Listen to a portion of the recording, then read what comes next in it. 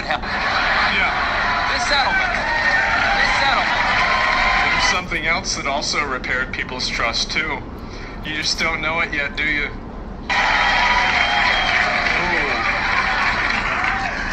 This settlement is for a nuisance lawsuit Trump filed.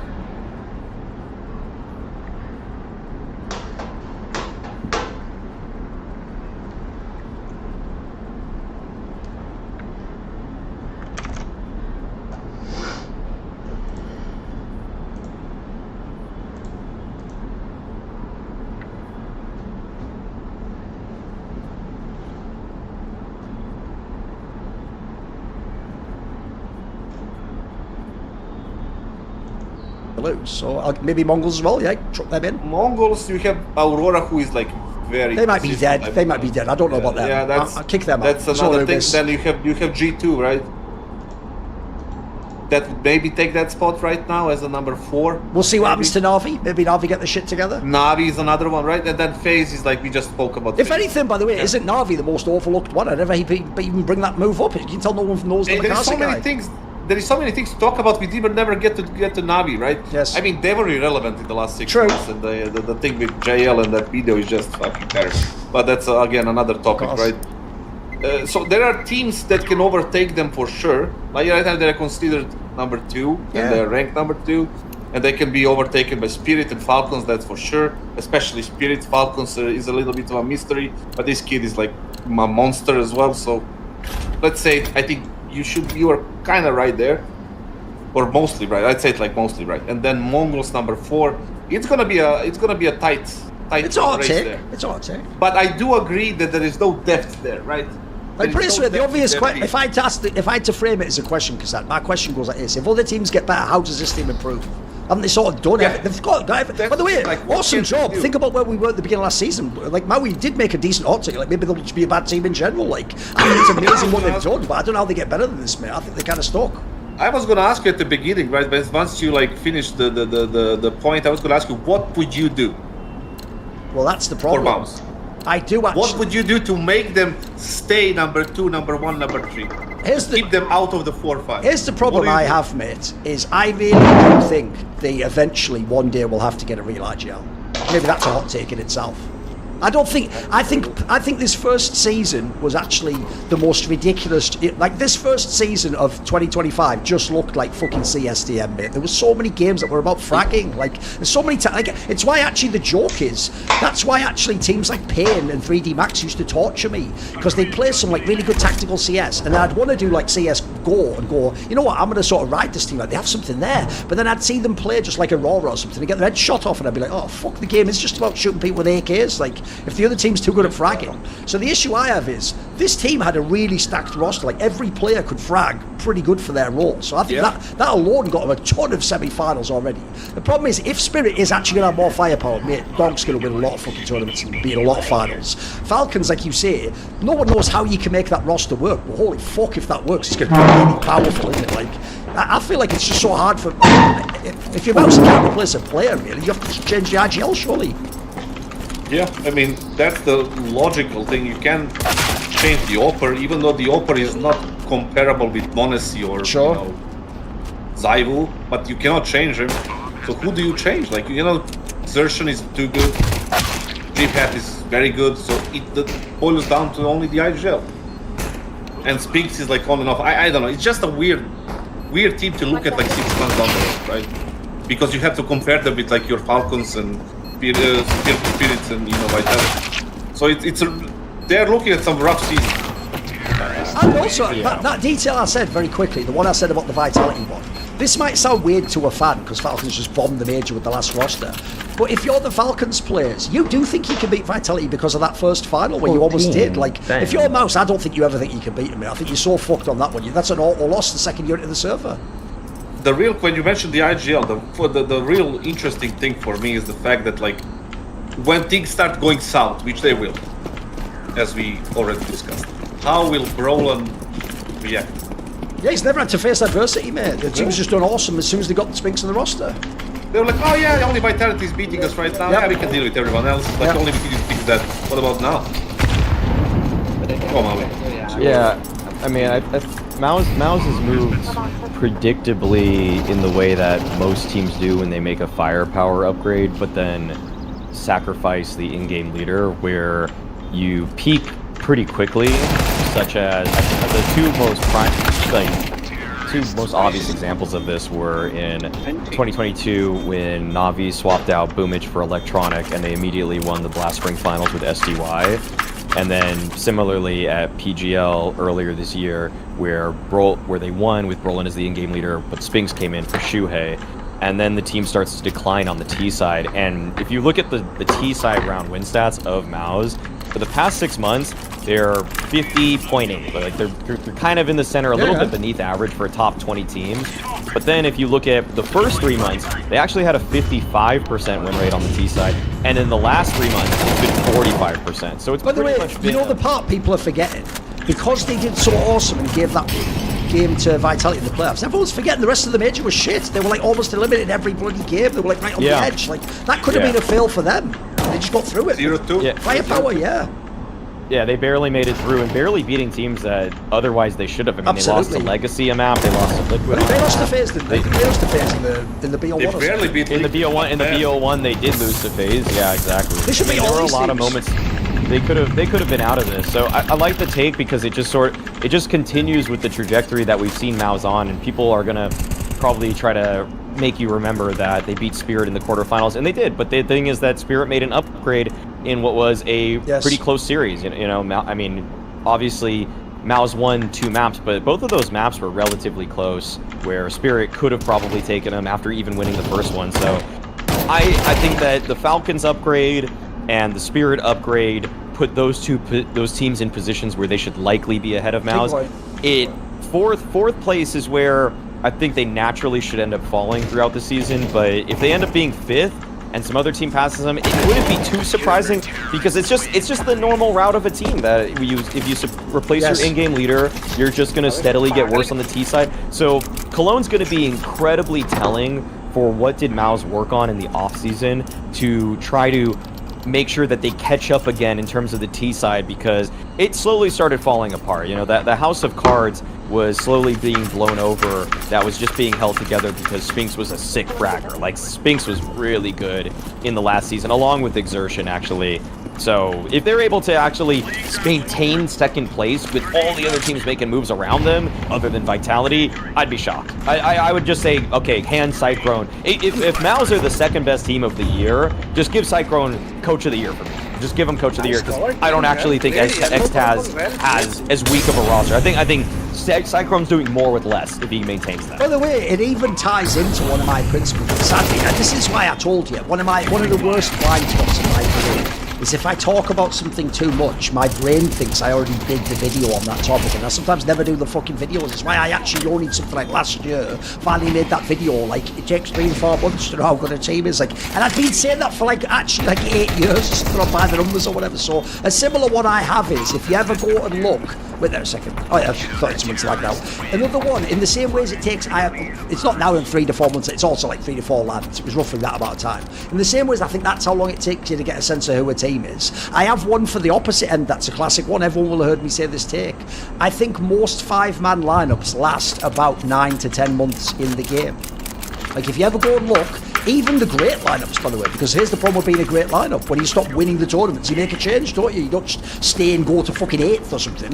It tends to be that, like, so the reason I bring this up is, what people are missing is this. It would be perfectly normal after the season to make another roster move. That's what most great teams and big orgs do in CS history. It's very, very rare you don't have the same lineup for years. And if you do, by the way, the results just aren't there. You drop off over the time and eventually you disappear. So I also think people are making a mistake thinking about teams, actually, Kassad, which is they have to start thinking more like sports. That's why I actually like the Keisuke move. I'll give you the obvious example right now. So my favourite team, Liverpool, just won the Premier League. Dude, they'd have been morons if they didn't take any roster moves. You make, even though you won, you make as many upgrades as you can, because that's the sport. Every rival's trying to make an upgrade.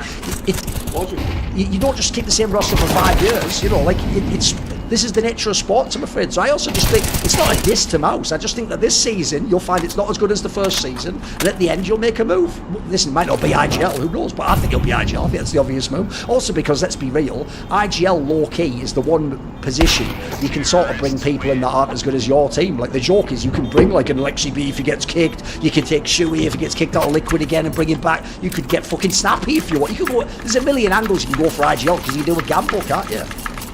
Yeah, I mean, it's logical to think about the future in the ongoing season. Like, even if it's good or bad, doesn't fucking matter. You look forward. You look for the next one because that's your job as a GM or a CEO, whatever the fuck, right? You just look how to make it better than somebody should tell that's the fucking pace because they live in the fucking 2021. But the thing is, like, it's just you need to, like, keep looking how to make your team better for the season to come because you cannot live in the past. There's no such thing as the past. It's just fucking now. And the things that are coming, right? The tournaments of the tournaments, and like the new kids are coming, the teams are upgrading. Like you need to. Oh, by the way, one last thing. I'd also say it's not a minor thing to be like. It's only it's only Vitality that beats us. That's why you only won one PGL. That's your whole trophy. If I have a team as good as this, bro, I want to win like every 3 or 4 lands. I should win a trophy. So I have to go for that. If I can make the upgrade that does that, I've got to do that. That's why I don't blame the Falcons one. Do the gamble, trying to be the absolute number one. By the way, boys. Do you want to do a fan take? Because I've got a fun one for you. Yeah. Right, so if you don't know, guys, if you want to submit your own fan take, you have to subscribe to the Last Free Nation Discord, and then there is a channel called cs-takes, where you can submit your take. Remember, if you don't want me to read your alias out, say that, but otherwise I will read the alias out and we will roast the fuck out of you. So Nixon says the following take. This is a good one. He says, Nicola Nyholm, as the guy who founded Astralis or whatever. Yeah. Nicola Nyholm has been a net positive for CS as a game. Astralis, Blast and Heroic are all good things. And by the numbers, petty grievances as well. So he's even referencing me and Rich has never shown the fuck about as a good. It's an interesting take. What do you think, boys? Nicola Nyholm was a net positive. Overall, if you added everything he did, good and bad, it was overall a good thing that he was in CS. What do you think? Like how? Because his angle is he wouldn't have Astralis, he wouldn't have Heroic, he wouldn't have Blast. Yeah, but how is that bad? Like not having Astralis or Heroic. Like the thing is, like this. I mean that's a bit of a hot take in itself. Like, see, Astralis existed. I think most people would say it was a good thing. No. But is it his like credit for that Astralis? That's what we hated it across. Tell me, you don't think so? The thing is, like, I don't think so because like. He wasn't the one making changes. They didn't want to take not Maggis. They wanted to take. Yeah. They didn't config. Get, like, they were going to get config. Yeah. He was late in the interview. Something like I don't. Yeah, that's true. But the thing is, like, it's not like he was the one controlling everything. Similar to what Jack does in Cloud9. You know, not even just for. I assume he does it for the other. Titles, right? Yeah, League of Legends or whatever. Yes. Ocelot in G2. Yes. It's not like that. Nicolas, what's his name? Whatever. Like he did like all these things. Oh, it was like the team. It was probably Zonic. I don't even know at this point, right? And then also, let's say that's the positive thing. What about the negative, right? The whole fiasco about Hunden and Heroic and Astralis and all the Blast things and the money spent and wasted on Astralis for the last 5 years and going from the best team of all time to the bottomless pit of. You know, money wasting, whatever the fuck, right? And then you call it a, net plus or whatever he called it. I don't know. Blast, I can understand maybe, even though I don't really like Blast and whatever they're doing. They are in the area, they're organizing events. You know, the broadcast is not bad.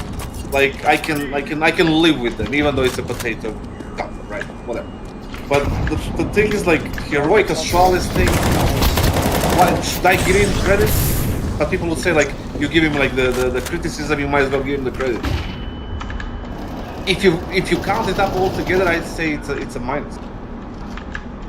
If somebody asked me this question, it's 2020, 2021, when the Heroic was like, when was the Rio? 2022? 2022, yeah, late 2022. Like that Heroic lineup was good, right? With Cadian, Stam, Niabi, whatever. If you ask me that question then I would say probably positive.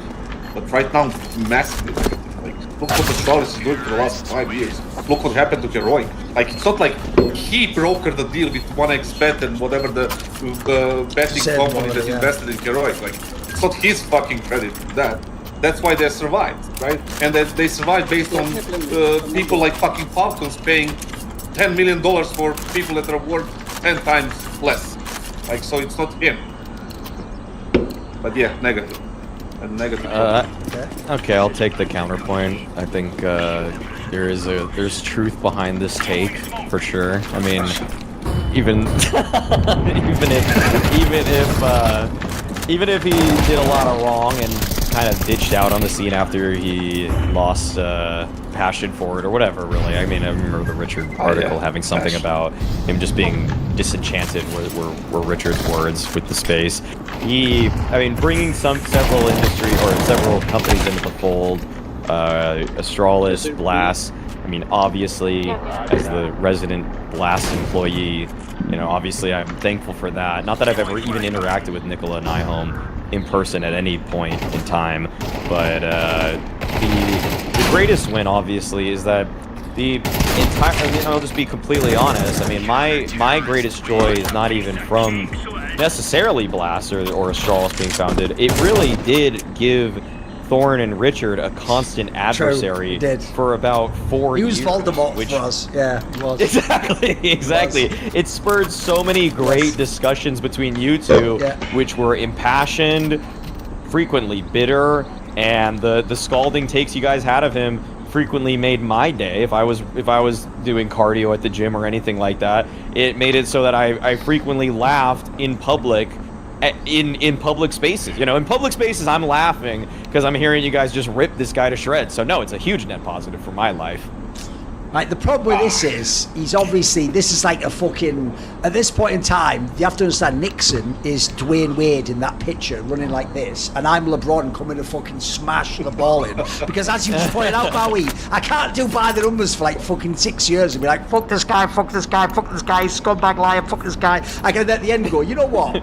When I did it all up though, he was sort of good for the scene, wasn't he? No. And by the way, on your point there, that's even delicious to me. I'm sorry that I did. Listen, the Germans have nailed one thing, which we don't have this word in English. That's why we have to use that. It's called Schadenfreude. It's the feeling of sort of enjoyment or pleasure you get someone else's suffering. And I'm sorry when I hear that Nicola Nyholm, it's like I'm sort of a bit burned out and jaded with the scene. I don't really know where I'm going. It's like oh, what's that new flavour? Fucking Nicola Nyholm suffering. Oh, it's very Moorish. Can I get some more? Fucking hell. Can I buy it in the can and just put it on all that food? Oh, it's fucking delicious. Oh, because guess what, motherfucker? That's how you made us feel for all those years. Because here's my problem.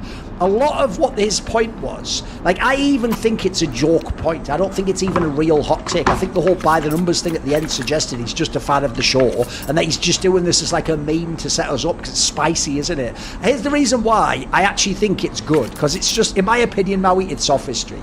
I don't even think Nixon actually believes that Nicola Nyholm was the key reason those three things exist and that it was good. So I'll go down all three. The funniest thing is, the first one is the one that to a pleb looks like a slam dunk. How can you argue with Astralis? Because they already had 4 of those players when it was TSM back with Carrigan before they became Astralis, and then after Astralis, if people don't know, I'm sorry, I give Nicola Nyholm zero fucking credit for how that team played the game. Because if you remember, the real reason they got Glaive instead of Carrigan was a Hail Mary. At the time, there was no one else in the city. They weren't going to recruit MSL. I'm sorry, that's an example. Like, same as Narvi was never going to get played as IGL, just as coach. Certain people aren't respected and would never get that shot. So at the time, there was no one in the Danish scene besides Carrigan. So what they did was they threw the crazy Hail Mary and got Glaive. If you remember, he wasn't even the IGL of Heroic. He was the secondary caller, and they just sort of said, like, let's just fuck it, let's try. So that one, by the way, he's not the GM. He didn't make that call. He didn't make that happen. All the shit they did as a CS team, some of it was even in spite of Nicola Nyholm. People will know that story, that in 2020, Glaive and Zipnix had to, like, force the team to let them have time off because they were super burned out. Because this motherfucker had them going to every single event back to back to back to back to back, even though they were in every semi and final. They were winning them all these majors in a row. Then let's add in one of the factors that burned out the original lineup of Astralis and fucked them completely was that dickhead Casper Fit, who was just a former handball player coming in as far as I know, that's the sort of stupid shit Nicola Ion brought to the scene. Was like, if it works in sports, do it in CS, which is like, that doesn't work at all, mate. Like, one thing I'll give him credit for is, yeah, they did bring in some of the sports psychs. That angle seemed like it worked, but that's also because they were the only team that did it at the time. No one else had tried that. So the Astralis one, I'm sorry, I give most of the credit to the players and Sonic. I know it might sound crazy to people. I don't think Nicola Ion in his sitting back in a leather chair at the top of a massive skyscraper had much to do with them being sick on T-side of Inferno, you know what I mean? Like, then I'll just run through the other two pretty quickly. So Heroic, that sounds like a slam dunk too, right? They've been like a pretty good team the last few years. If you ever go and look, Kassad, in the early years when he was involved, they were a nobody team, and because he would have had that team and Astralis, they would have been like a farm team, bro. They never would have been allowed to be their own top team. And in fact, one of the reasons he made that team, if people don't know, and then also helped let Godsent get funded, is because at the time, the original idea of Blast was he wanted to own the whole thing. He just wanted it to be, he would have had 5 or 6 teams. It would be like his own little fucking, his own Saudi league almost. He'd just have his own, he'd just run his own mini e-sport, like some fucking, like that Black Mirror episode where that guy's his own like Star Trek captain and everyone's just a slave to him doing everything he wants. Like, he was trying to do that. So I don't even think he did that. And then also, all I'll say is all the success of Heroic came after they divested from that, where he wasn't allowed to own the team anymore. In fact, I've even said this with the Hunden thing.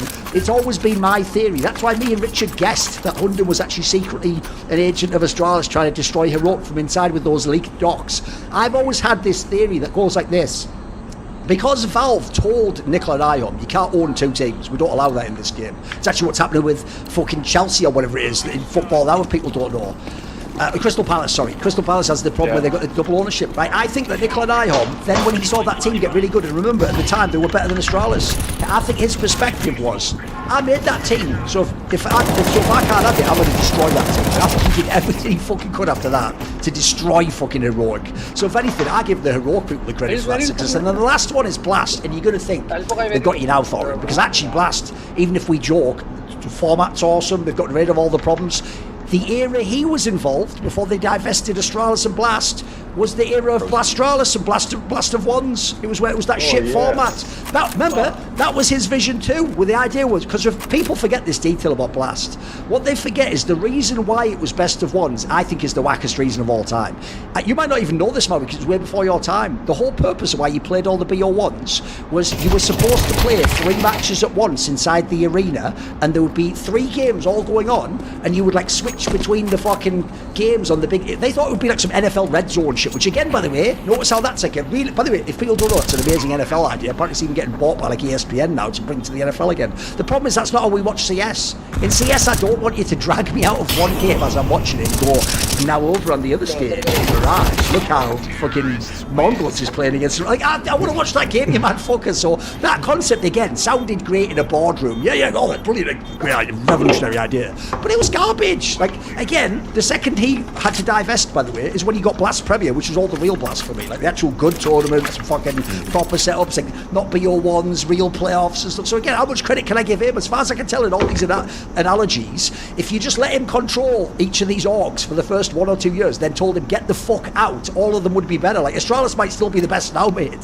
They might still be like top 5 in the world. Hasn't he sort of run all these things into the ground? Oh, they've had the success without him. So even though I do agree on the last point, by the numbers would have been a lot less entertaining if he hadn't been there. Because do you know what I've actually learned about people like him? Like, people always say this on like that Saudi topic. They go, why do you go so hard on, like, you know, a commentator, but then you don't go as hard on like Riot Games?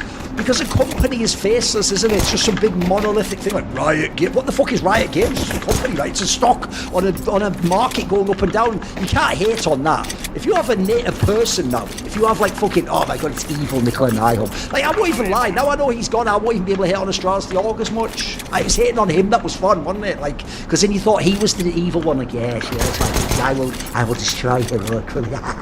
Yes, I'm defeating the secret anti-strats. Like, that makes it way cooler. If it's just a fucking org, like, the shareholders say the stock price needs to go up 0.05% in the next 6 months. That's nothing, mate. You can't hate on that. It's just some soulless bullshit in it. So, sadly, yes, at the end, I'm going to say it was a hot take, and I don't agree. I think Nicola Nyholm wasn't a net positive. Even though, by the way, he did do some good things, but I also think the problem with the Astralis one especially is I'd have to see the alternate universe. I'd love to see the alternate universe where, for example, if people don't know, at the time they made Astralis, his angle was you're going to own part of the equity. By the way, as far as I know, they nearly all sold it all. They have a tiny little amount if they have anything left. At the time, they had a they were very, very eligible. Optic Gaming, I think, wanted to sign them. There was a whole bunch of massive orgs would have signed that org. And I think if they'd won those, they would have a lot of success too.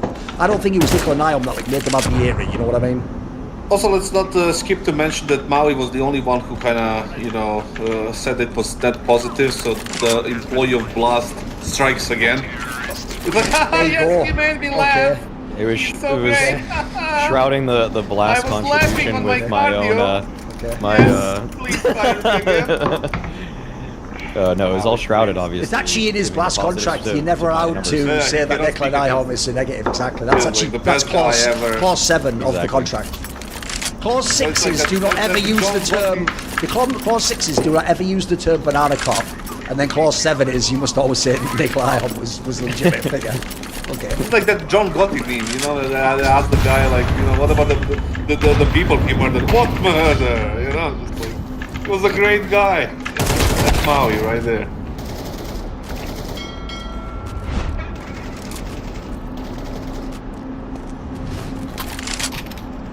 Jeffrey Epstein, a disgraced financier, was a college dropout who managed to amass a fortune that's difficult to explain before dying mysteriously in his jail cell in 2019. He wasn't a rapper like P. Diddy, yet he owned 2 private islands, multiple private jets, and homes all over the world.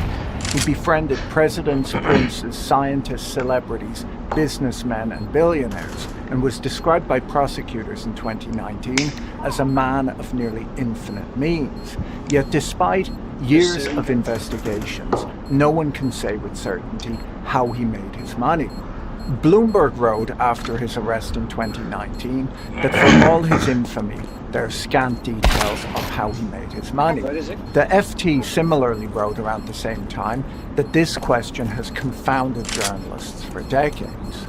Given his links to big names and the subsequent allegations against him, there's been major public interest in the life and the wealth of Jeffrey Epstein, along with his crimes and the network of influential enablers that surrounded him. Epstein was born in Brooklyn, the son of a groundskeeper and a stay-at-home mom.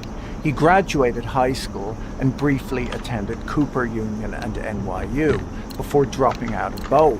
After falsely claiming to have a college degree, he briefly taught math and physics at a private high school in New York before being dismissed after 2 years for poor performance.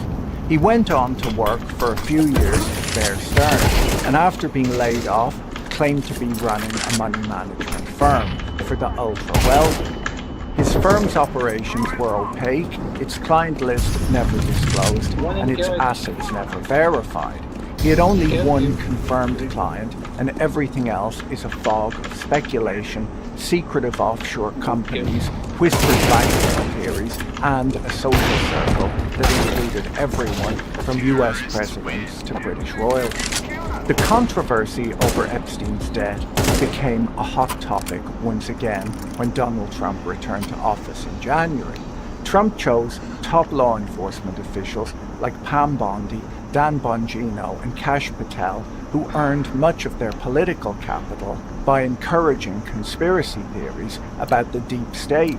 Trump himself had implied on multiple occasions that there was information in the Epstein files that would take down his political opponents. Bill Clinton. Nice guy. He's got a lot of problems coming up, in my opinion, with the famous island, Jeffrey Epstein. After teasing that a big announcement was in the pipeline, the Department of Justice and FBI finally came out with an announcement that there was nothing to see. There was no client list, no one was implicated in the files, and Epstein had taken his own life, contradicting long-held conspiracy theories about the case. When the FBI later released clearly doctored footage from the only functioning camera near Epstein's prison cell the night he died, the MAGA base were enraged that there was a cover-up, and some were possibly disappointed that Kash Patel was such a sloppy video editor. There's a point at which you just have to hire someone in who knows what they're doing. As public pressure mounts and conspiracy theories swirl, one question remains at the heart of the scandal, and that is, how did Jeffrey Epstein really make his money?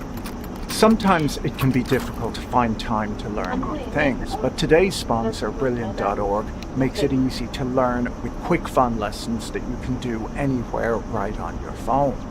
Brilliant is an interactive learning app designed to help you not just learn, but really understand complex topics. They have thousands of lessons so you can follow your curiosity wherever it leads you. You learn by trying things out for yourself, which is much more effective than just watching a lecture. Give your mind a daily workout with interactive courses in math, programming, science, AI, data, and more. You'll become a better thinker and problem solver, one hands-on lesson at a time. Whether you're learning to translate your ideas into code, build formulas, design electrical circuits, run simulations with data, or explore cutting-edge topics like AI. To try everything Brilliant has to offer free for a full 30 days, visit brilliant.org/Patrick or scan the QR code on screen, or you can click on the link in the description. You'll also get 20% off an annual premium subscription. When federal prosecutors charged Jeffrey Epstein in 2019, they described him as the orchestrator of a vast trafficking operation that exploited hundreds of underage girls. Authorities claim to have gathered a trove of damning evidence that included photographic and video evidence, financial records and digital files that allegedly pointed to a broader network of enablers and clients. This July, the Department of Justice and FBI released a memo stating that after an exhaustive review of over 300 gigabytes of data and physical evidence, they found no incriminating client list and no credible evidence that Epstein blackmailed prominent individuals. This sudden shift in narrative after years of speculation and public expectation has only deepened suspicion and fueled renewed conspiracy theories. Despite the opacity around the origins of his wealth, the scale of Jeffrey Epstein's fortune was undeniable. A filing in his criminal case pegged his net worth at roughly $560 million, while the New York Times later estimated it at $600 million. His assets included a portfolio of luxury homes, including a $77 million Manhattan townhouse where he was arrested, a $12 million estate in Palm Beach, a $17 million ranch in New Mexico, and an $8.6 million apartment in Paris. His two private islands, Little St. James and Great St. James, were valued at $86 million at the time of his death. He owned 3 private jets, a helicopter, and a fleet of at least 15 vehicles. His most famous plane, dubbed the Lolita Express, was not just an ordinary private jet. It was a Boeing 727-100, which, if kitted out as a commercial jet, would have held 150 passengers. These holdings paint the picture of a man with immense financial power. But was there any clear or credible explanation of how he acquired them? Although Epstein was often described as a billionaire, even prosecutors hesitated to confirm that label. His firm, Financial Trust Company, was based in the US Virgin Islands and never released audited statements or performance data. This lack of transparency, combined with conflicting reports about the size of his staff and losses during the 2008 financial crisis, cast serious doubt on whether his fortune ever reached the scale he claimed.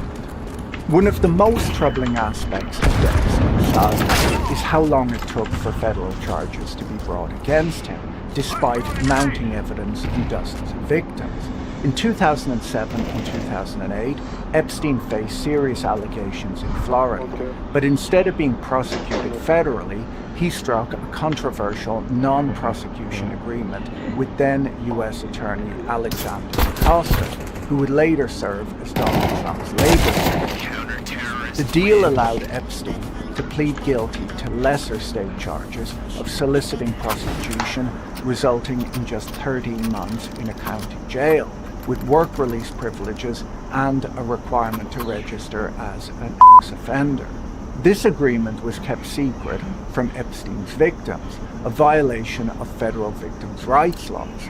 At the time, Epstein was represented by a legal dream team that included Alan Dershowitz and Kenneth Starr, both of whom wielded significant political and legal influence.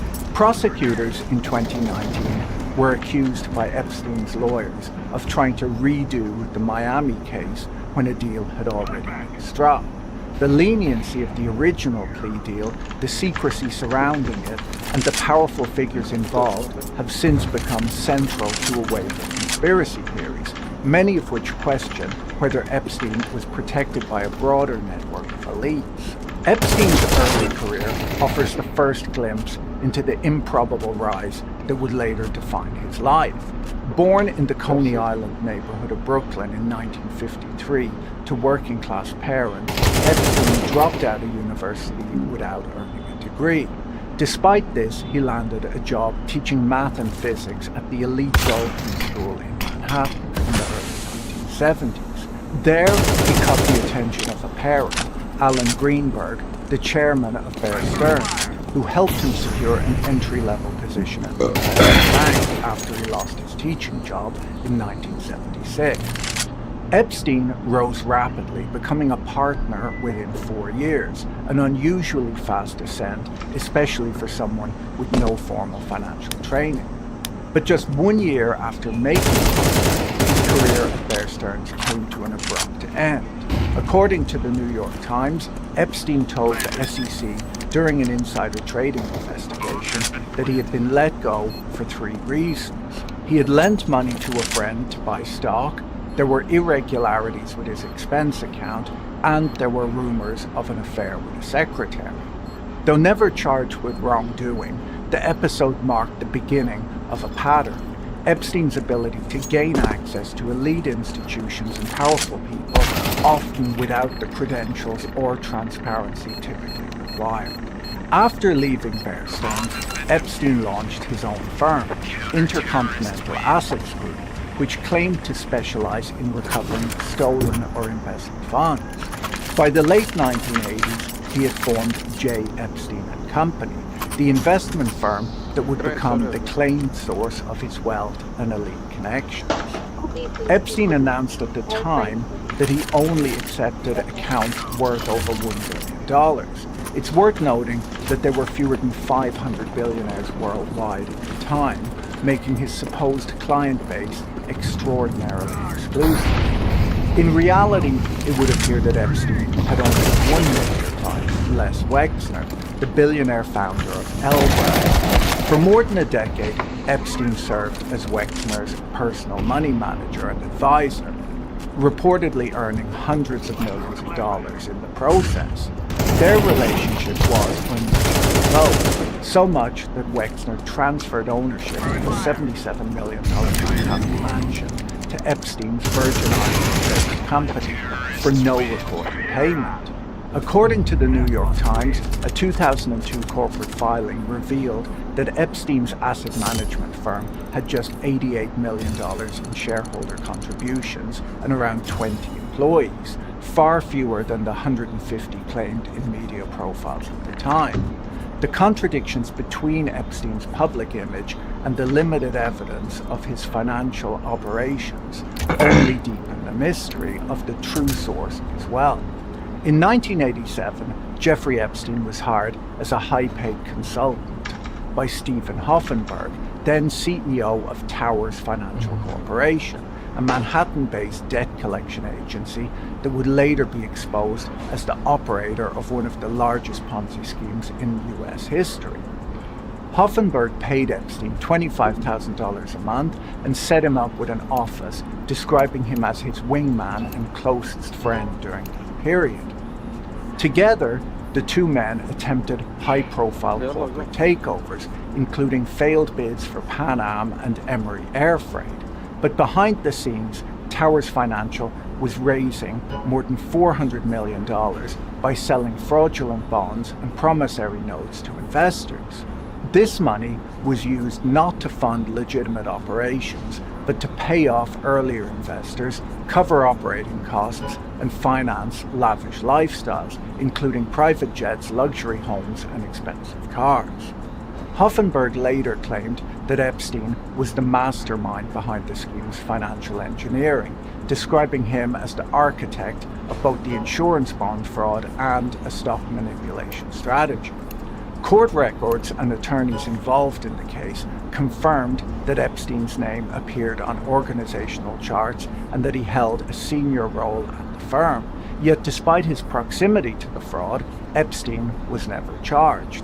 This episode is one of the most glaring examples of Epstein's ability to operate in elite financial circles while avoiding legal consequences, even when his business partner was convicted and spent 18 years in prison. While Les Wexner is the only confirmed long-term client of Jeffrey Epstein's, evidence suggests that he had financial dealings with several other wealthy individuals, though the nature and scope of these relationships remains murky. Beyond Wexner, the New York Times reports that Epstein briefly served as co-trustee for Johnson & Johnson heiress Elizabeth Johnson, appearing on deeds for 14 parcels of lands in Dutchess County, New York, before resigning in 1998. Epstein also had ties with Leon Black, the billionaire co-founder of Apollo Global Management. Black is reported to have paid Epstein $158 million in fees, which he claims were for things like tax advice and estate planning.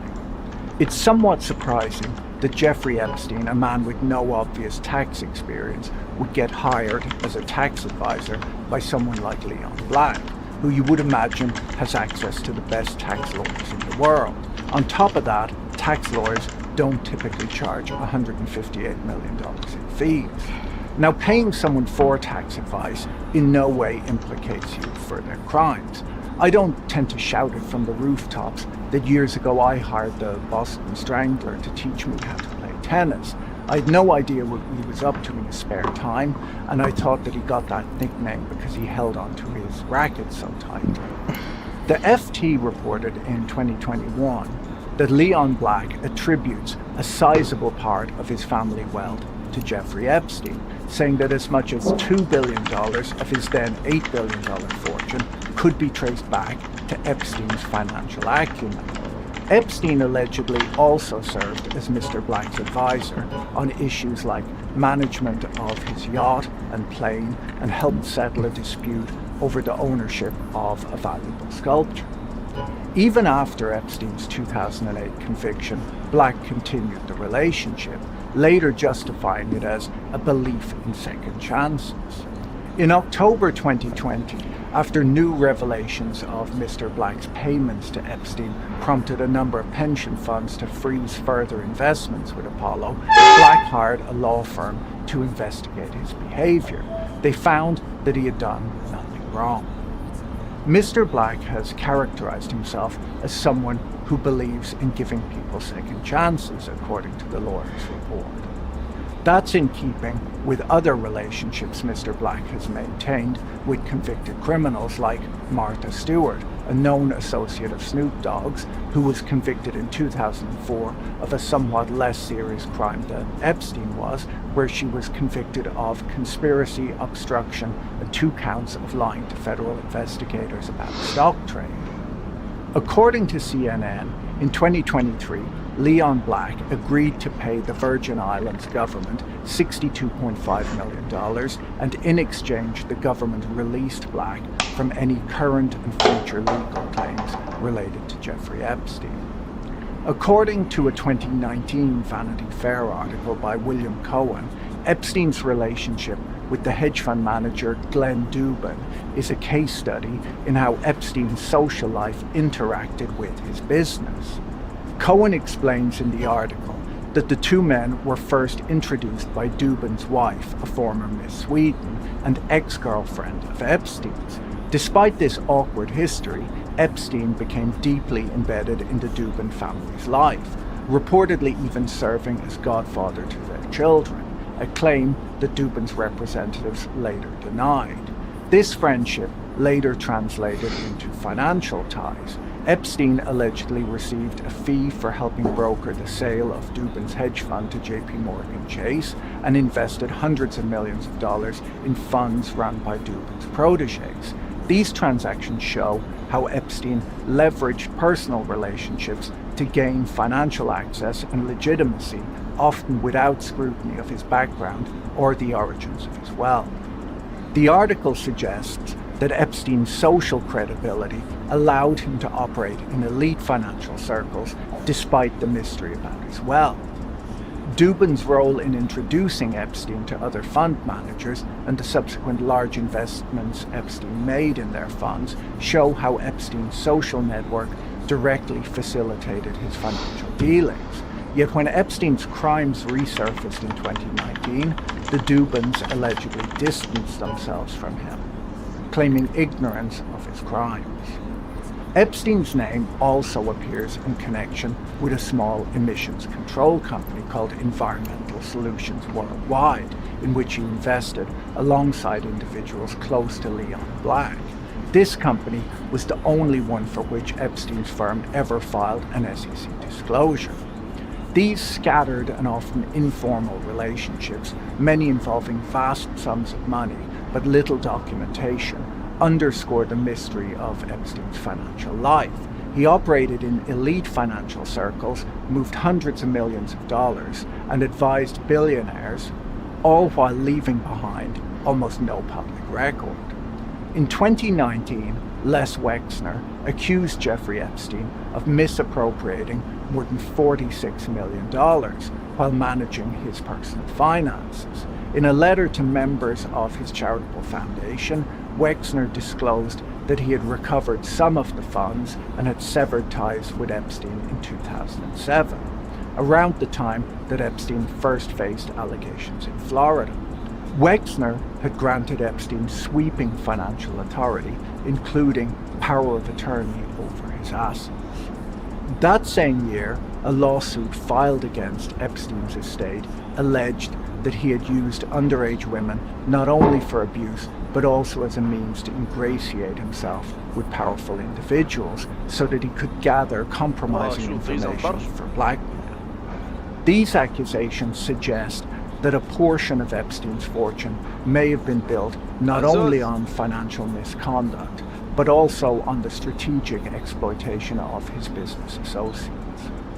The Epstein scandal has evolved far beyond the realm of documented facts. Andrew Prokop at Vox writes that it's become the mother of all conspiracy theories because it is something to captivate just about every political subculture. For some, he writes, it's a Me Too story of unchecked abuse by a powerful man. For others, a MAGA-fueled tale of liberal elites' depravity. The resistance sees it as a potential Trump scandal, while those suspicious of the deep state fixate on cover-ups and the possible involvement of intelligence agencies. Anti-Semites focus on Epstein's Jewish identity. The scandal's ambiguity and the elite circles Epstein moved in have made it fertile ground for conspiracy theories of every ideological stripe.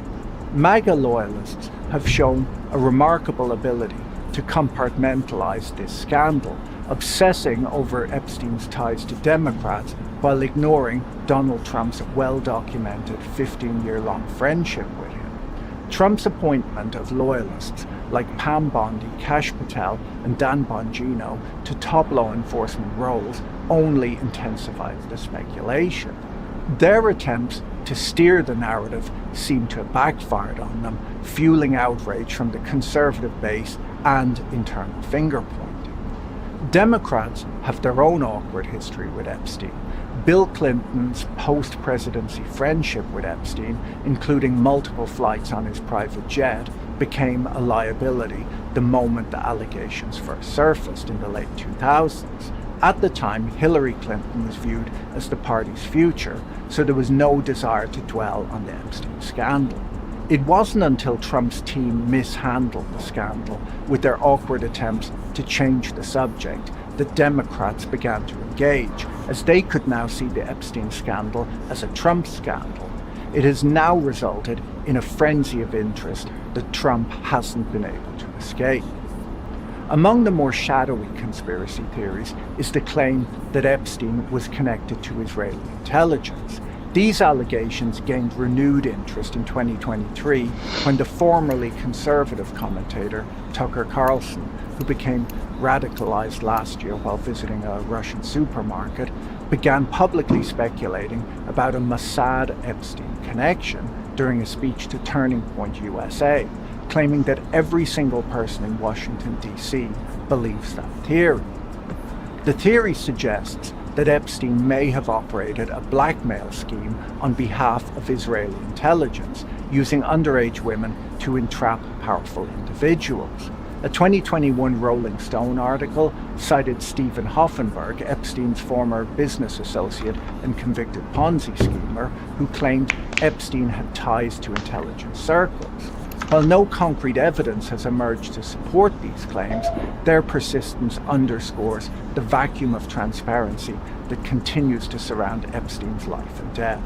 One of the most persistent claims about Jeffrey Epstein is that he secretly recorded his guests in the private rooms of his house. In a 2019 interview, one of his victims said that she had seen hidden cameras in the guest bedrooms and bathrooms of his Manhattan townhouse, with live feeds being monitored by staff in a dedicated surveillance room.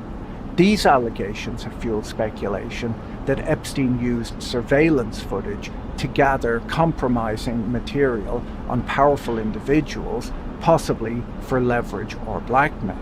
When Trump's law enforcement appointees, Pam Bondi, Kash Patel, and Dan Bongino, announced that they were reviewing all available evidence, including digital files and surveillance footage, it briefly raised hopes that long-sought answers might emerge. But their abrupt reversal, declaring that there was nothing to see, only deepened public suspicion and intensified theories of a cover-up. The Epstein files are allegedly made up of over 300 gigabytes of data, paper, video, and photographs, and audio. Pam Bondi publicly stated that she was reviewing these files in February, just 17 days after her confirmation as Attorney General. That's quite a lot of video footage to go through, but it would appear that she did this, as a few days ago she was supposed to speak at a summit against human trafficking, where unfortunately this announcement was made. I do have a note from the Attorney General, from Attorney General Pam Bondi, that I wanted to share. I'm sorry to miss all of my CPAC friends today. Unfortunately, I have a recently torn cornea, which is preventing me from being with you. Now, I don't know what caused this reported eye damage, but I feel that if I spent the last 6 months reviewing bathroom camera footage from Epstein's house, where Trump was frequently a guest, I think I would damage my eyes too. Based on the horrified expression on Kash Patel's face, it would appear that he's been going through the footage too. The horrors that that man must have seen.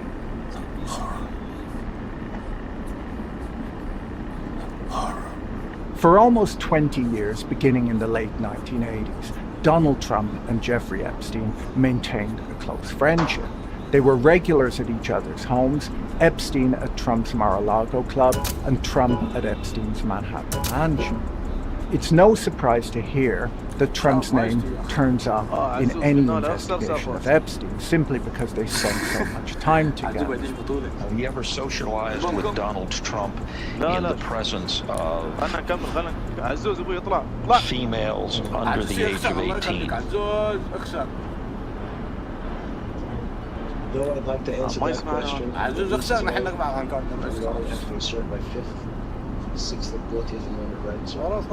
The Wall Street Journal has reported that Attorney General Pam Bondi warned Trump back in May that his name was in the files multiple times. But who knows? If Epstein did keep a list, maybe he kept multiple lists. There might be a really bad list filled with 1970s children's entertainers who did terrible things, and then maybe a list titled People Who Are Really Into MILFs with Trump and Macron's name on it. Who knows? In a 2002 interview with New York Magazine that Trump likely regrets today, Trump famously said, "I've known Jeff for 15 years. Terrific guy. He's a lot of fun to be with. It's even said that he likes beautiful women as much as I do, and many of them are on the younger side." Epstein reportedly believed himself to be Trump's closest friend and claims that he introduced Trump to his most recent wife.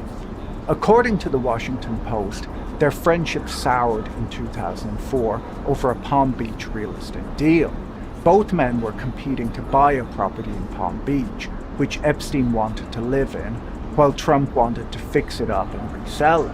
Epstein at first had the upper hand, as the seller liked that he would keep it as it was. They didn't like that Trump would bedazzle it with gold ornaments and make it tacky like his other properties. According to the Washington Post, on the day of the auction, Epstein's attorney tried to disqualify Trump from bidding, telling the auctioneer that Trump didn't meet the requirements of a bankruptcy auction, as he would only buy the property with title insurance, which this property wouldn't be sold with. Epstein and his lawyer, it appears, were unaware that Trump was listening in on speakerphone. Trump eventually won the auction, paying $41 million for the property. According to the records, Trump left 2 messages for Epstein later that month, and that was their last proven contact. Trump has since claimed, without providing detail or proof, that he banned Epstein from Mar-a-Lago. Epstein had never been a member of Mar-a-Lago. He had always just been there as a guest of Trump's. Epstein's brother, Mark, on the other hand, has offered a different version of events. Mark Epstein claims that in an unaired interview conducted by Steve Bannon in 2019, Jeffrey Epstein said that he distanced himself from Trump after realizing that Trump was a crook. Mark Epstein allegedly viewed the clip online before the link to it expired, and he said that his brother had forwarded it to him shortly before his death. These conflicting accounts, Trump's vague claims of a falling out, and Epstein's alleged private remarks have only added to the intrigue and the conspiracy theories. Their relationship, once openly friendly, now sits at the center of competing narratives, each shaped by political expediency and the enduring mystery of Epstein's influence. So was Epstein a good investor? Well, his investment record, at least the parts that are public, reveals a mix of sharp bets, catastrophic losses, and the occasional eyebrow-raising real estate deal. On the losing side,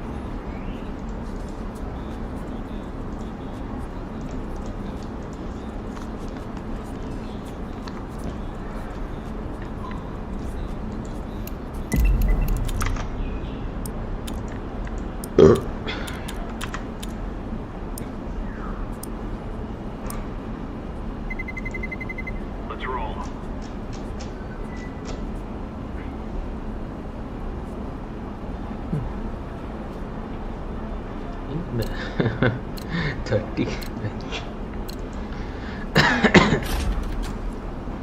Back, I loved Overpass. I hated it at first because it took a while for me to really understand what the unique value proposition was on the map. And I was looking at it from the perspective also, I still played Counter-Strike back then. And Overpass is one of those maps where it does require a lot of coordination, it does require a lot of game intelligence, and it does sort of, you have to know when you push all your chips in the middle to make plays that are low percentage, and you have to know when to save, and you know there's a lot of moving parts to Overpass. The thing I always had with Overpass was I hated Overpass to play, and I was letting it inform my opinion about the esports side of things, which you should never do. It's day and night. It would be like letting fucking 2-on-2 street basketball inform your opinion about what an NBA franchise is. And ultimately, I realised, you know, when you go back and you look at the teams that mastered it, like, you know, Fallen, he was a great fucking Overpass player and Overpass caller. You look at Classic Astralis, they fucking did things on Overpass that were just pioneering at the time. Actually, it's a unique value proposition map, especially in a map pool where things are getting a bit more condensed is the word. The map has basically now choke points that have to be contested at the start of a round almost every time without fail. If you don't do that, you're going to lose, particularly on CT. If you don't fight key parts of the map, then that's that. And we haven't seen how MR12 plays out on Overpass either, so now it's exciting. I always thought Overpass, as I said, was a very good high-level tactical map. It requires a lot of understanding about people's plays. You have to have very good reads. It's so big compared to other maps. Rotations are super, super important. And it's going to be very interesting to see which teams are able to pick it up. Spoiler, I have an inkling which teams it might be. It's going to be the teams that play insane tactical Counter-Strike, or the teams that have unbelievable entry fraggers, because ultimately once you get a sight on Overpass, it's kind of going to be a little bit like Nuke, kind of going to be a little bit like Inferno. The retakes are really difficult, essentially, and so with the way MR12 is, how you prioritize saving because of the CT economy, you're probably going to see lots of saves. But we'll wait and see. I mean, that's just my initial read based on how I think Overpass is going to slot into MR12. But I'm excited it's back. It's like I say, it's a unique map. We've been relying on Nuke really to be the big tactical map that makes Overpass is back, and it's going to change things up quite drastically. Very easy. You know what the litmus test is? How do Mongols fare on Overpass? That's going to tell you how the map is. If Mongols play well on Overpass, then aggressive T-side play is rewarded. If they play bad, it's a tactical CT sort of map. So we'll see. We'll see. But right now, yes, in chat you are right. Nuke is the best map. I don't even think it's particularly the case right now, which is a crazy thing to say. Anyway, a good change. I like it. I'm surprised it was Anubis. All the people saying Mirage are crazy. Mirage always throws up great, exciting games of Counter-Strike from an esports perspective. We will see. Then, they also go on to say there are a few gameplay changes with Season 3. Fire from the incendiary grenade now spreads faster, occupying space rapidly to counter rushing Ts. And as I said last night when I was kind of reacting to it, I was live when the pack dropped, I said this is a very important buff for CTs. It feels like it's going to be very potent and powerful. Why do I say that? Well, ultimately the problem you've always had is Ts can occupy a part of the map. You're a CT, you throw your incendiary grenade into that part of the util. The Ts are sat waiting with the smoke. They drop the smoke. All you've ascertained there is, I know where the Ts are now, and now they're behind a thick, luscious smoke and could go anywhere else on the map. So, in terms of what that does for the CT economy, it's just another way the Ts can come out ahead. You know, I throw the incendiary, they throw a smoke, they move away. Right, cool. I've got to buy that incendiary again next round, and I'm on the side that has worse guns. We've got worse guns and less money. And we have to spend more to hold our position. You know, CT's hard in MR12, and for real. So, having the fire spread faster is a buff, because at least you're going to get some chip damage. I think what you'll probably start seeing now, you might see people being emboldened to almost do, because I've had a look at the videos, it spreads quite fast. You might see people chance like peaks off incendiaries and stuff now, you know, like you go over the top, someone swings and kind of sprays down because you might get a kill, but you'll see what I mean. Now this might be scrub theory crafting, but I don't mind throwing opinions out there at the start of a patch, at the start of a change. Season 3, the CT incendiary grenade has gotten a buff. The fire spreads rapidly. What this fixes is the meta of simply running through the CT mollies as they pop. And remember, in Season 3, the CT incendiary grenade has gotten a buff. The fire spreads rapidly. What this fixes is the meta of simply... significant as you think, but even getting a little bit of chip damage is value on the CT. It's actually value, it's actually value. So, you peek out, you drop that, they get some chip damage, you fucking spray down at the fire as they're trying to put the smoke down. You might just get a lucky kill or take them even lower without them being able to trade anything back, because they're essentially thinking about how to put the fire out, which you're going to have to do a lot quicker. So it's going to create a little bit of chaos that might enable the CTs to, have an advantage. It might just be nothing. It might be one of those. I remember, of course, when they changed it so you could drop grenades and all the players theory crafted. This is why I don't like doing it. Pro players talk absolute bollocks. Then I may as well chip in with my 5 cents worth. But, they said, people are going to be able to pick up grenades and stand on one site and they're just going to be able to do endless chain flashing. None of that happened, of course. It just was as impractical as it sounded, like it was going to be right from the start. Then the MP9 has gotten a bit of a nerf. First of all, this is Valve have taken the piss there. The MP9, it is not a bit of a nerf. It is as fat a nerf as you're ever going to see on a gun in Counter-Strike. I think it might be nerfed to the point of not being bought now. The advantage of the MP9 was that it traded really well even at distance. It did decent damage for an SMG. The recoil pattern of the MP9 was really generous, and how fast it kicked up was really generous. And also, and this was the crucial part, the jump. It's still really, really cheap. And so it might still get picked up, but I could see this being phased out for other options, maybe. The lack of the jumping accuracy is huge, because what this enabled you to do was essentially jump round the corner, like it was Call of Duty, and still win a duel, win a trade, and that's wild. That's not what CS is about. So, again, this was a necessary nerf for the health of the game. I feel the MP9, I mean, we said this during the No Majors Club, the MP9 was the most broken gun in the game, and then for me, it's the Tech 9. But we know the 5.7 cells are out in force saying it's the 5.7. I think the Tech, I would have liked to have seen the Tech 9 get a nerf, because the Tech 9 just seems to be a run and gun. It makes the game run and gun, which I don't like in Counter-Strike either, frankly, because that's not what it is. So that's a good change. That's thumbs up as well. This is interesting. There's also a change to the CT economy. Win or lose, CTs now receive a shared team award for each team eliminated in the round.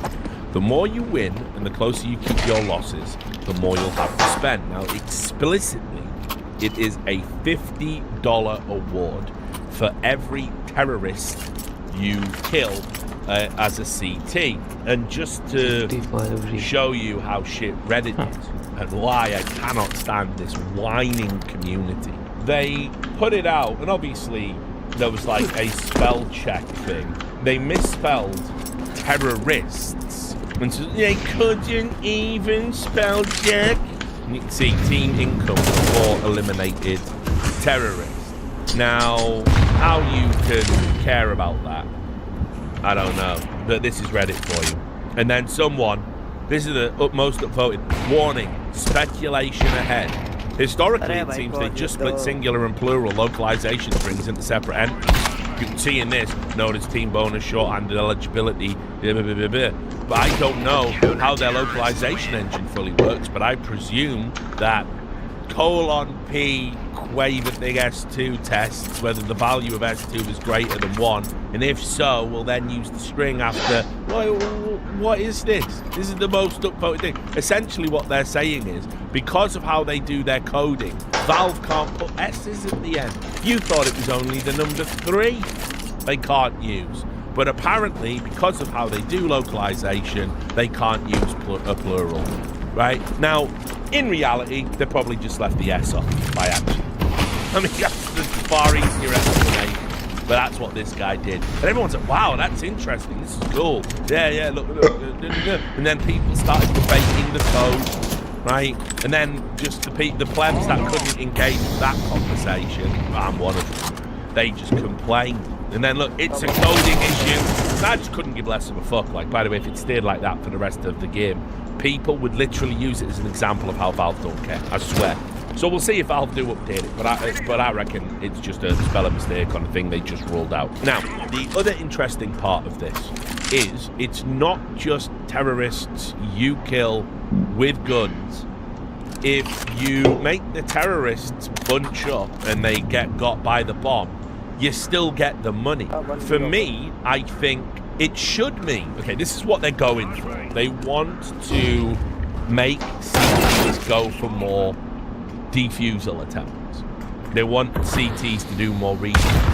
You've watched a game of Inferno. You know 5-man save happens way more than it ever should in Counter-Strike. You know, it's as simple as that. You know, if they do a gamble stack, they don't want to retake a site on Inferno. They might just save all of their guns, particularly if their guns aren't great. And that's the optimal thing to do right now. And I think that's crazy. The problem I've got, I don't think $50 is enough. Because, you know, yeah, you get that you get a $200 bonus if you kill 4 of the terrorists. Right, 4 of the terrorists die in the bomb or whatever it might be. And that's an extra $200 for everyone. You know, that's a flashbang. You know, I mean, yeah, I'd be tempted 100, 200s, you know. So, like, I think the CTs are that far behind. But we'll wait. We'll see. We'll see if it does move the dial. I think you'll still see a lot of saves, particularly on maps like Inferno. I haven't played with it yet, you know, and I've seen some people say it's good, and some people say it's not as good as you think it is. We'll wait and see. You know, it'll get figured out. Whatever the meta is, whatever the correct meta is, it'll get figured out. Ultimately, though, what this says to me is Valve have looked at the meta. They've dictated it's 2T-sided and it's got a broken gun in the game. They've nerfed the broken gun in the game, so it's no longer a broken gun in the game. They've taken out the most T-sided map in the game to replace it with a map that used to be hard for Ts.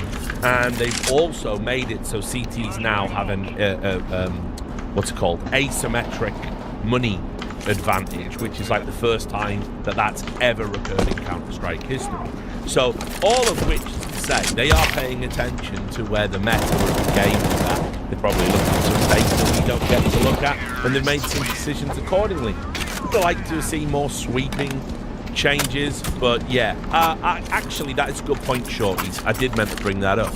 Where the money does come in is if you're T and you lose the pistol, which shouldn't be in the game because pistol rounds should be removed. But anyway, if you're T and you lose the pistol, you still have a good buy on round 2, and very often we're seeing CTs lose that. Now, with CTs having the extra money after the pistol, they can get a little bit better of a buy. They can get some rifles on round 2. Mind you, FAMAS is still behind the Galil. They should have probably given the FAMAS a little buff, whatever. And also, or it can get you utility as well that you might be reticent to use against the team. One of the things we saw lots of during the last major, and indeed just in this year in general, is if you win the pistol but you lose that second round, it's worse. It's worse than if you lose the pistol, and that's crazy. That shouldn't happen in Counter-Strike. So I think this is a way to shore up a fewer of those second round losses. So we'll wait and see. But this is these are all not a bad change here in my opinion, and I think most people will welcome these changes, apart from the teams I talked about getting wrecked by the news. On that point as well, I think there was a funny thread. So as pros wake up, first reactions come in for the map rule changes. And you can see Sunpius thinks it's a W. Obviously, a lot of AWPers do like overpass just because you've got very long contact points. You know, you think about bomb sites, you think about the toilets and all of this stuff, like, you know, think about you can sit at Bank. There's loads of cool places to play as an Oberon Overpass. It's probably the funnest map to AWP. But CTI just said, no, he's going to full Darth Vader. While Ash was going, yes, because, he's a coach. He's cerebral. He wants to fucking come up with a cool fucking scrapbook. By the way, watch out for the rise of Gamer Legion. It's happening. Don't rule out Gamer Legion getting to the final of this mission tournament. I'm pushing my chips in the middle of Gamer Legion. I'm liking what they're doing. Anyway, and then Twists, who's just, their boot camps exhaust them. They're 0-3 at the major, and now their best map gets taken away. Why Anubis, man? He's saying it in the don't bump me, man. Also, good point in the top comment for a change. Astralis lose their permaban. Very good change for them. That's another angle to look at. All the teams that... I left this out earlier. 2 more teams to think about in this context. Astralis lose a permaban. You gain a map that's really good for AWPers, and Device used to be really good on back in Prime Astralis. Astralis stocks on the rise. But then here's the other thing. It's actually bad for FaZe as well. FaZe is... And Mouse, yeah.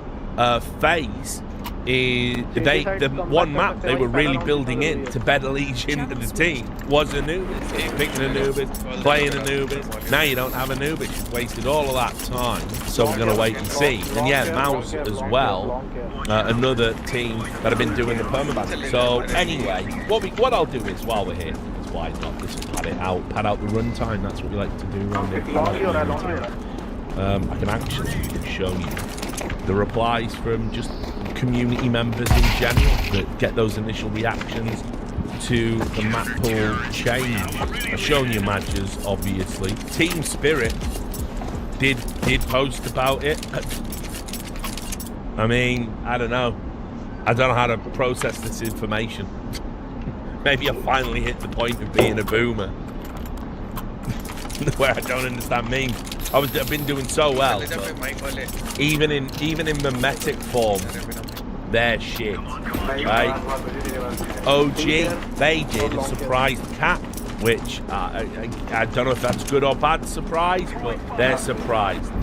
M80, they've got other things to think about. But their overpass is back. Yeah, it's back, yeah. That's what they do. I didn't even know my man felt this way. Owner Pixel was a certified Anubis hater. I didn't know. Someone should have told me. We would have had more to bond over when we were drinking together. Navi thought it should have been Cash. They're tearing out their own eyes as a result. Not too far behind them were Fnatic, who also felt SpongeBob was the appropriate medium through which to express their opinion. And then, just ahead, I do feel for them, Aurora. Anubis, what? Why? I mean, yeah, you can see the difference. Fnatic with 10 likes. That's where they're at now, and 2,000 for Aurora from their engaged fan base. But anyway, people are reacting to it, and we're going to wait and see. But I hope everybody can agree now the map pool changes are absolutely necessary.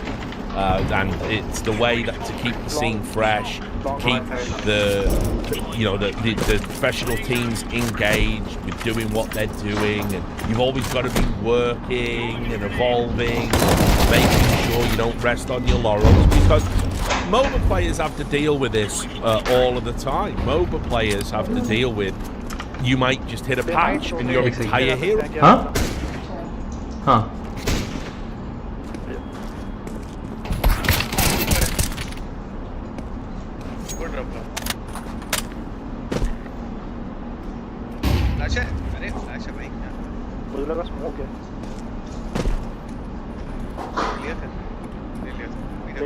पीछे जा C4 लेके be care shot care mid left care लेडी बी पे window पे नो सी already हो आया एक और तरन Break it.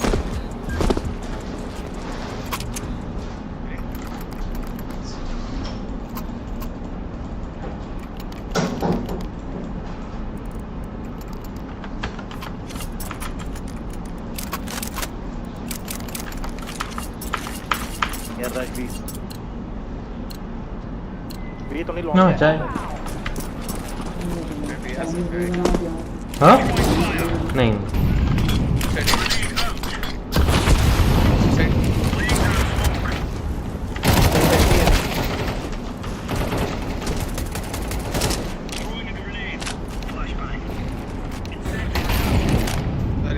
Short here. Mid पे है, mid sound, mid sound. तू भी देख ले। Throwing smoke. Throwing fire. Deploying flashbang.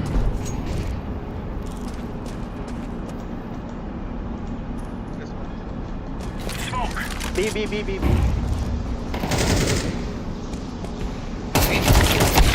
Counter-terrorist win. Nice.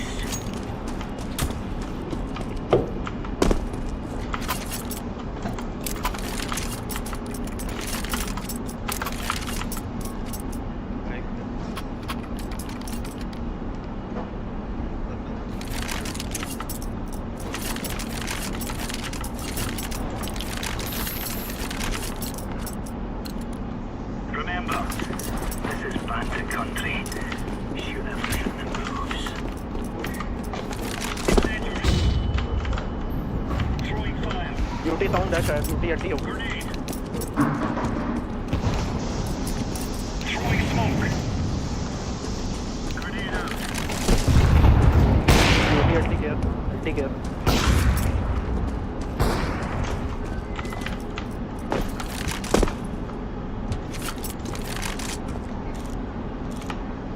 LT short हो रहा है। Throwing flashbang. ये लो वो एंगल मेरे को लेना। ये लो 3 बार बोल चुका हूँ। Short sound. क्या बंदा मिलेगा नहीं वहाँ से। Short multiple.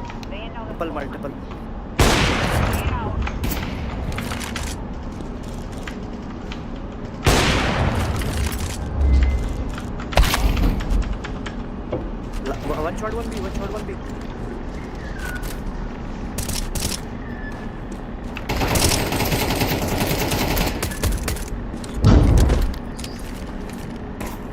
Throwing fire.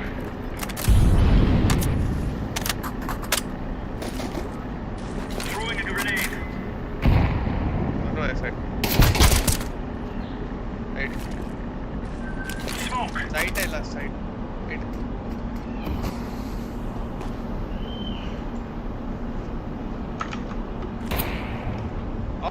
Hero pool has been nerfed into the ground and you're no longer a competitive player, and this means your job might be affected, so you've got to go and you've got to grind and learn all the heroes. You know, they're cut from a different cloth, the MOBA players, compared to FPS players who, like, you know, Counter-Strike players. There's just not a lot of changes made to the game, and what changes there are, they fucking cry about relentlessly.